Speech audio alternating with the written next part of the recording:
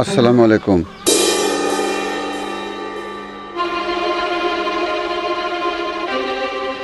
জনাব, আমি আপনার কাছে আসছি। মোরাটা নিয়ে বসো।